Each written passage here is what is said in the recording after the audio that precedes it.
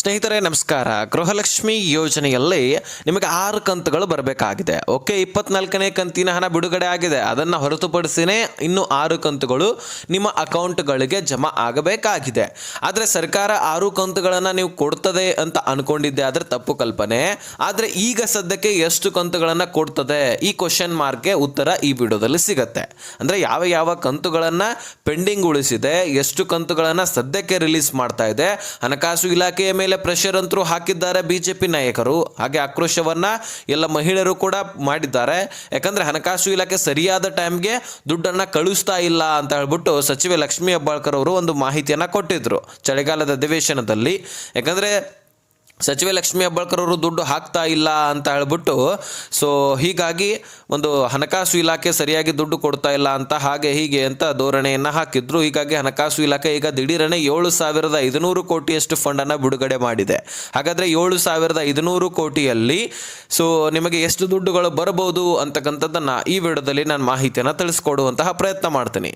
So ಹೀಗಾಗಿ ನೀವೆಲ್ಲರೂ ಕೂಡ ಈ ಒಂದು ವಿಡಿಯೋನ ಆದಷ್ಟು ಕೊನೆವರೆಗೂ ವಾಚ್ ಮಾಡಲಿಕ್ಕೆ ಪ್ರಯತ್ನ ಮಾಡಿ. ಆದರೆ ಇಲ್ಲಿ ಒಂದು ಸಮಸ್ಯೆ ಕೂಡ ಉಂಟಾಗಿದೆ. ಸೊ ಇಂತಹ ಮಹಿಳೆಯರಿಗೆ ಮಾತ್ರ ನಿಮಗೆ ದುಡ್ಡು ಬರೋದಿಲ್ಲ ಅಂತಕ್ಕಂಥದ್ದನ್ನು ಇಲ್ಲಿ ಸಚಿವೆ ಲಕ್ಷ್ಮೀ ಹೆಬ್ಬಾಳ್ಕರ್ ಅವರು ಮಾಹಿತಿಯನ್ನು ತಿಳಿಸಿರ್ತಕ್ಕಂಥದ್ದು. ಹಾಗಾಗಿ ಸ್ನೇಹಿತರೆ, ನಿಮಗೆ ಈ ದುಡ್ಡು ಸಿಗತ್ತಾ ಇಲ್ವಾ, ಯಾವ ಮಹಿಳೆಯರಿಗೆ ದುಡ್ಡು ಬರಲ್ಲ, ಯಾಕೆ ಬರೋದಿಲ್ಲ, ಎಲ್ಲವನ್ನು ಕೂಡ ನಾನು ಬಿಡಿಸಿ ಹೇಳ್ತೀನಿ. ನೀವೆಲ್ಲರೂ ಕೂಡ ತಿಳ್ಕೊಳ್ಬೇಕಾಗಿರ್ತಕ್ಕಂತಹ ವಿಷಯನೇ. ಯಾಕಂದರೆ ಸರಿಸುಮಾರು 2 ಲಕ್ಷಕ್ಕಿಂತ ಹೆಚ್ಚಿನ ಗೃಹಲಕ್ಷ್ಮಿಯರ ಖಾತೆಗಳಿಗೆ ದುಡ್ಡು ಹೋಗ್ತಾ ಇಲ್ಲ ಅಂತೆ. ಎಲಿಜಿಬಲ್ ಇದ್ರೂ ಸಹಿತ ದುಡ್ಡು ಹೋಗ್ತಾ ಇಲ್ಲ ಅಂತೆ. ಅದಕ್ಕೆ ಕಾರಣ ಏನು, ಎಲ್ಲವನ್ನು ಕೂಡ ನಾವು ನೋಡ್ತಾ ಹೋಗೋಣ.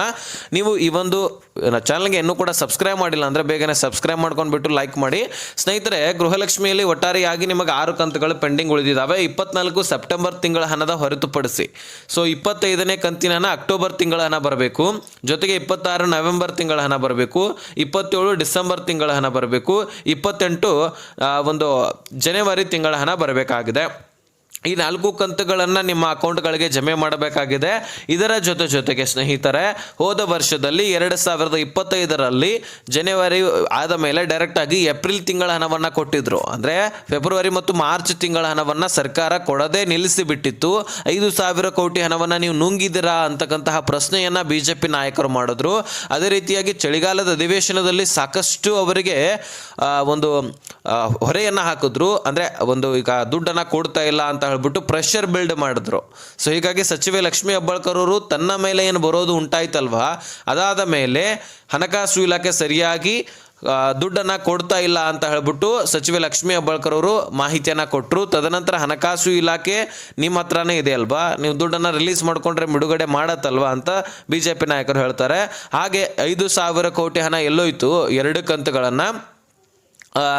ಆವಾಗ ಆ 2 ಕಂತುಗಳನ್ನು ನೀವೇ ನುಂಗಾಕಿದ್ರ ಅಂತಕ್ಕಂತಹ ಪ್ರಶ್ನೆಗಳನ್ನು ಕೂಡ ಮಾಡ್ತಾರೆ. ಅದಾದ ಮೇಲೆ 2 ತಿಂಗಳಿಂದ ದುಡ್ಡು ಕೊಟ್ಟಿಲ್ವಲ್ಲ, ಸೊ ನೀವು ಅದನ್ನು ಅತಿ ಶೀಘ್ರದಲ್ಲಿ ಹಾಕಬೇಕು. ಹಾಕಲಿಲ್ಲ ಅಂದರೆ ಮಹಿಳೆಯರಿಗೆ ಹೇಳಿಬಿಡಿ, ನಿಮ್ಮ ಹತ್ರ ದುಡ್ಡಿಲ್ಲ, ನಾವು ಕೊಡೋದಿಲ್ಲ ಅಂತ ಹೇಳ್ಬಿಟ್ಟು ಹೇಳಿಬಿಡಿ, ನಾವು ಒಪ್ಕೊಂಡು ಬಿಡ್ತೀವಿ, ನಾವು ಕೂಡ ಕೇಳೋದನ್ನು ಬಿಟ್ಬಿಡ್ತೀವಿ, ನುಡಿದಂತೆ ನಡೀತಾ ಇದ್ದೀವಿ ಅಂತ ಹೇಳ್ಬಿಟ್ಟು ಬರೀ ಬಾಯಿ ಮಾತಲೆ ಹೇಳೋದು ಬೇಡಾಗಿದೆ ಅಂತ ಇಲ್ಲಿ ಬಿಜೆಪಿ ನಾಯಕರು ಆಕ್ರೋಶವನ್ನು ವ್ಯಕ್ತಪಡಿಸ್ತಾರೆ. ಅದರ ಜೊತೆಗೇನೆ ಮಹೇಶ್ ತೆಂಗಿನಕಾಯಿ ಅವರು ಮೊನ್ನೆ ಸದನದಲ್ಲಿ ಕೂಡ ಇದರ ಬಗ್ಗೆ ಚರ್ಚೆ ಮಾಡ್ತಾರೆ. ನಾವು ಚಳಿಗಾಲದ ಅಧಿವೇಶನದಲ್ಲಿ ಇದ್ರ ಬಗ್ಗೆ ಚರ್ಚೆ ಮಾಡಿದ್ವಿ, ನೀವು ಕೂಡ ಹಾಕ್ತೀವಿ, ಕ್ಲಿಯರ್ ಮಾಡ್ತೀವಿ ಅಂತ ಹೇಳಿದ್ರಿ. ಆದರೆ ಏನಾಯಿತು, ಆ ದುಡ್ಡು ಇನ್ನೂ ಕೂಡ ಕ್ಲಿಯರ್ ಆಗಿಲ್ವಲ್ಲ, ಯಾಕೆ ಈ ರೀತಿ ನೀವು ಮಾಡ್ತಾ ಇದ್ರಿ, ದುಡ್ಡು ಇಲ್ಲ ಅಂದರೆ ಇಲ್ಲ ಅಂತ ಹೇಳ್ಬಿಡಿ, ಹೀಗೆ ಹಾಗೆ ಅಂತ ಸ್ಪೀಕರ್ ಅವರ ಎದುರಿಗೆ ಕಾಂಗ್ರೆಸ್ ಪಕ್ಷಕ್ಕೆ ಈ ರೀತಿಯ ಮಾಹಿತಿಯನ್ನು ಮಹೇಶ್ ತೆಂಗಿನಕಾಯಿ ಅವರು ಬಿಜೆಪಿ ನಾಯಕರು ಒಂದು ಮಾಹಿತಿಯನ್ನು ಕೊಡ್ತಾರೆ, ಆಕ್ರೋಶವನ್ನು ವ್ಯಕ್ತಪಡಿಸ್ತಾರೆ. ಯಾಕಂದರೆ ಬರೀ ಬಾಯಿ ಮಾತಲೆ ನುಡಿದಂತೆ ನಡೀತಾ ಇದ್ದೀವಿ ಅಂತಕ್ಕಂತಹದ್ದನ್ನು ಹೇಳಬೇಡಿ, ಅದನ್ನು ನಡೆದು ತೋರಿಸಿ ಅಂತ ಹೇಳ್ಬಿಟ್ಟು ಬಿಜೆಪಿ ನಾಯಕರು ಇಲ್ಲಿ ಆರೋಪವನ್ನು ಮಾಡ್ತಾ ಇದ್ದಾರೆ. ಹೌದು, ಒಂದು ಕಡೆ ನಿಜ ಅನಿಸುತ್ತೆ. ಯಾಕಂದರೆ ಸರಿಯಾಗಿ ದುಡ್ಡನ್ನು ಕೊಟ್ಬಿಟ್ರೆ ಯಾರೂ ಕೇಳುವಂತಹ ಅವಶ್ಯಕತೆಯೇ ಬರೋದಿಲ್ಲ. ಯಾಕಂದರೆ ಇಲೆಕ್ಷನ್ ಪೂರ್ವವಾಗಿ ಗ್ಯಾರಂಟಿ ಯೋಜನೆಗಳನ್ನ ನಾವು ಸರಿಯಾಗಿ ಕೊಡ್ತೇವೆ ಅಂತ ಹೇಳ್ಬಿಟ್ಟು ಭರವಸೆಯನ್ನು ಕೊಟ್ಟರು. ಅದನ್ನು ಕೊಡುವಂತಹ ಸಂದರ್ಭದಲ್ಲಿ ನಾವು ನುಡಿದಂತೆ ನಡೀತಾ ಇದ್ದೀವಿ, ನುಡಿದಂತೆ ನಡೆದುವಂತಹ ಸರ್ಕಾರ ನಮ್ಮದು. ಹೀಗಾಗಿ ಗೃಹಲಕ್ಷ್ಮಿ ಯೋಜನೆ ನಮ್ಮ ಸರ್ಕಾರ ಇರುವವರೆಗೂ ಕೂಡ ನಾವು ಕೊಡ್ತಾನೆ ಇರ್ತೀವಿ ಅಂತಕ್ಕಂತಹ ಭರವಸೆಯನ್ನು ಕೊಟ್ಟರು. ಮಧ್ಯದಲ್ಲಿ ದುಡ್ಡು ಸಾಲ್ತಾ ಇಲ್ಲ, ದುಡ್ಡು ಸಾಲದೇ ಇರುವಂತಹ ಕಾರಣಕ್ಕಾಗಿ ಸರ್ಕಾರ ಸಾಲ ಮಾಡ್ತಾ ಇದೆ, ಗ್ಯಾರಂಟಿ ಯೋಜನೆಗಳಿಗೋಸ್ಕರ ಬೆಲೆಯನ್ನು ಏರಿಕೆ ಮಾಡ್ತಾ ಇದೆ, ಹಾಗೆ ಹೀಗೆ ಅಂತ ಹೇಳ್ತಾ ಇದ್ರು. ಆದರೆ ಇಲ್ಲಿ BJP ನಾಯಕರು ಯಾಕೆ ಈ ರೀತಿ ಸುಳ್ಳು ಹೇಳ್ತಾ ಇದ್ದೀರಿ, ಸರಿಯಾದ ಟೈಮ್ಗೆ ದುಡ್ಡನ್ನು ಕೊಟ್ಟರೆ ಬೆಟರು, ಕೊಡಲಿಲ್ಲ ಅಂದರೆ ಹೇಳಿಬಿಡಿ ದುಡ್ಡಿಲ್ಲ ಅಂತ ಹೇಳ್ಬಿಟ್ಟು ಆಕ್ರೋಶವನ್ನು ವ್ಯಕ್ತಪಡಿಸಿದ್ದಾರೆ. ಜೊತೆಗೆ ಮಹಿಳೆಯರು ಕೂಡ ಇದೇ ರೀತಿ ಹೇಳಿರ್ತಕ್ಕಂಥದ್ದು. ಹೀಗಾಗಿ ಗೃಹಲಕ್ಷ್ಮಿಯಲ್ಲಿ ಹೋಗಿ ನಿಂತು ಬಿಡುತ್ತೆ ಎನ್ನುವಂಥ ಅನುಮಾನಗಳು ಕೂಡ ಸೃಷ್ಟಿಯಾಗಿದ್ವು. ಆದರೆ ಬೆನ್ನೆಲೆಯಲ್ಲಿ ಸದ್ಯಕ್ಕೆ 24ನೇ ಕಂತಿನ ಹಣ ನಿಮ್ಮ ಅಕೌಂಟ್ಗಳಿಗೆ ಬರ್ತಾ ಇದ್ದು ಹತ್ತತ್ರ 70 ಲಕ್ಷಕ್ಕಿಂತ ಹೆಚ್ಚಿನ ಗೃಹಲಕ್ಷ್ಮಿಯರ ಅಕೌಂಟ್ಗಳಿಗೆ ದುಡ್ಡು ಜಮಾ ಆಗಿದೆ. ಇನ್ನೇನು ಉಳಿದಂಥವರು ಬಹಳ ಆದರೆ ಒಂದು 50 ಲಕ್ಷ ಫಲಾನುಭವಿಗಳು ಮಾತ್ರ. ಅವರ ಅಕೌಂಟ್ಗಳಿಗೆ ಕೇವಲ 3 ರಿಂದ 4 ದಿನಗಳಲ್ಲಿ ಕ್ಲಿಯರ್ ಆಗತ್ತೆ ಅಂತಕ್ಕಂತಹ ಭರವಸೆಯನ್ನ ಇಲ್ಲಿ ಸಚಿವೆ ಲಕ್ಷ್ಮಿ ಹೆಬ್ಬಾಳ್ಕರ್ ಅವರು ಕೊಟ್ಟಿದ್ದಾರೆ. ಹೀಗಾಗಿ ನೀವು ತಲೆ ಕೆಡಿಸ್ಕೊಳ್ಳುವಂತ ಅವಶ್ಯಕತೆ ಇಲ್ಲ. ನಿಮ್ಮ ಅಕೌಂಟ್ಗಳಿಗೆ ದುಡ್ಡು ಬಂದಿದೆ ಆದರೆ ನಿಮ್ಮ ಜಿಲ್ಲೆ ಯಾವುದು ಅನ್ನುವಂಥದ್ದನ್ನ ಕಮೆಂಟ್ ಮಾಡಿ ತಿಳಿಸೋದನ್ನ ಮರಿಬೇಡಿ. ಸೊ ಹಾಗಾಗಿ ಸ್ನೇಹಿತರೆ, ಇನ್ನು ಇದರ ಜೊತೆಗೇನೆ ಬಹಳಷ್ಟು ಫಲಾನುಭವಿಗಳು ನಿಮ್ಮ ಒಂದು ಅಕೌಂಟ್ಗಳಿಗೆ ದುಡ್ಡು ಬರ್ತಾ ಇಲ್ಲ ಅಂತ ಹೇಳ್ಬಿಟ್ಟು ಬಹಳಷ್ಟು ಈಗ ಸರ್ಕಾರದಿಂದ ಇನ್ಫಾರ್ಮೇಷನ್ ಬಂದಿರತಕ್ಕಂಥದ್ದು.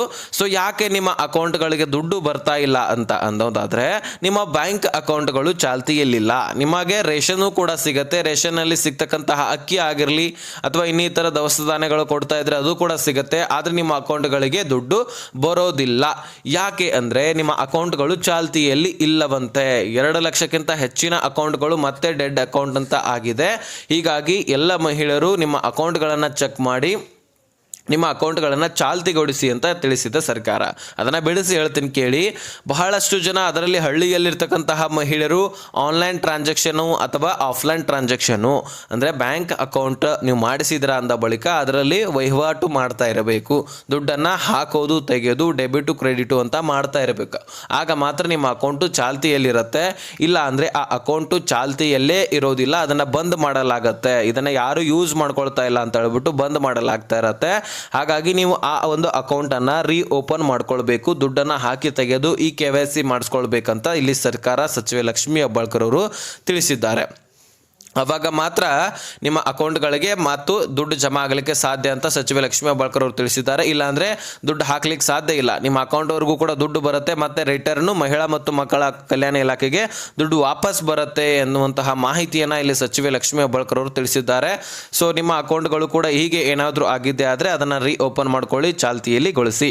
ಸದ್ಯಕ್ಕೆ ಈ ಇನ್ಫಾರ್ಮೇಷನ್ ಇತ್ತು ಸ್ನೇಹಿತರೆ. ಅದರ ಜೊತೆಗೆ GST ಫೇರ್ ಅಂತ ಕೂಡ ಸಾಕಷ್ಟು ಲಕ್ಷಾಂತರ ಫಲಾನುಭವಿಗಳದ್ದು ಬರ್ತಾ ಇದೆ.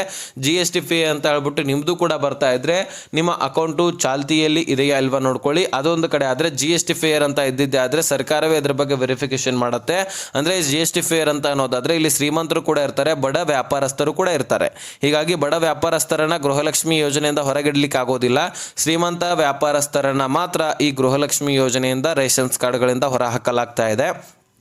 ಯಾರು ಸಣ್ಣ ಪುಟ್ಟ ವ್ಯಾಪಾರವನ್ನು ಮಾಡಿಕೊಂಡು ತಮ್ಮ ಜೀವನವನ್ನು ನಡೆಸ್ತಾ ಇದ್ದೀರಿ, ಅದಕ್ಕೆ ಯಾವುದೇ ರೀತಿ ತೊಂದರೆ ಇಲ್ಲ. ನಿಮಗೆ ಎಂದಿನಂತೆ ಈ ಒಂದು ಯೋಜನೆಯಲ್ಲಿ ಗೃಹಲಕ್ಷ್ಮಿ ದುಡ್ಡು ಜಮಾ ಆಗುತ್ತೆ. ಹಾಗೆ ರೇಷನ್ಸ್ ಕಾರ್ಡ್ಗಳು ಉಳಿಯುತ್ತೆ. ರೇಷನ್ನಲ್ಲಿ ಸಿಗುವಂತಹ ಅಕ್ಕಿ ಕೂಡ ಸಿಗುತ್ತೆ. ಯಾವುದೇ ತೊಂದರೆ ಇಲ್ಲ. ಈ ಇನ್ಫಾರ್ಮೇಷನ್ನು ನಿಮಗೆ ನಾನು ತಿಳಿಸಲೇಬೇಕಾಗಿತ್ತು, ತಿಳಿಸಿದ್ದೀನಿ. ಅರ್ಥ ಆಗಿದ್ರೆ ನೆಕ್ಸ್ಟ್ ಮಾಹಿತಿಯಲ್ಲಿ ಸಿಗೋಣ. ಅಲ್ಲಿಸ್ತೀನಿ. ಕಬಾಯ್ ಬಿಡಿ ಫ್ರೆಂಡ್ಸ್.